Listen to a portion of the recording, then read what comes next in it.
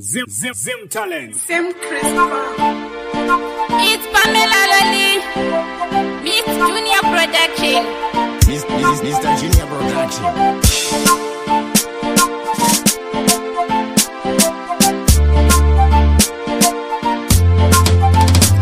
Msandisvetukira musandikara matando chisiwa muri wawengi tambirai kure neni musanditsvode kani musandisvetukira musandikara matando chisiwa muri wawengi tambirai kure neni musanditsvode kani muwengi wangu usafoka svinura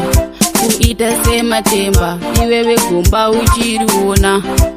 vhura meso ako wangu onesese waikuda uchitambura ndidzo hama dzako ndati musandisvetukira musandikara matando chisiwa muri wawengi tambirai kure neni musanditsvode kani musandisvetukira musandikara matando chisiwa muri wawengi tambirai kure neni musanditsvode kani waya wanotida shamwari yangu tane mari ngatingwarire inyoka dzinotiruma anotouya iye achisekerera achiita kunge atori ne1 love musandisvetukira musandikara matando chisiwa muri wawengi tambirai kure neni musanditsvode kani musandisvetukira musandikara matando chisiwa muri wawengi tambirai kure neni musanditsvode kani muwengi wangu usafoka svinura kuita sematemba iwewe gomba uchiriona vhura meso ako wangu onesese waikuda uchitambura ndidzo hama dzako ndati musandisvetukira musandikara matando chisiwa muri wawengi tambirai kure neni musanditsvode kani musandisvetukira musandikara matando chisiwa muri wawengi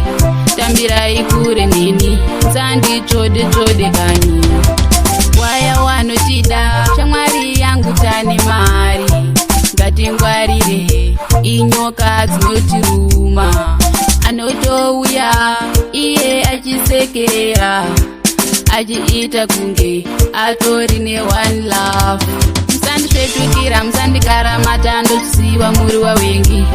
tambirai kure neni musanditsvode kani musandisvetukira musandikara matando chisiwa muri wawengi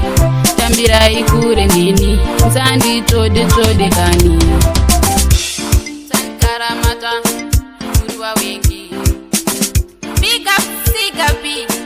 smiley Sunrise. sandikara matando muri wawengi kure neni tsvode kani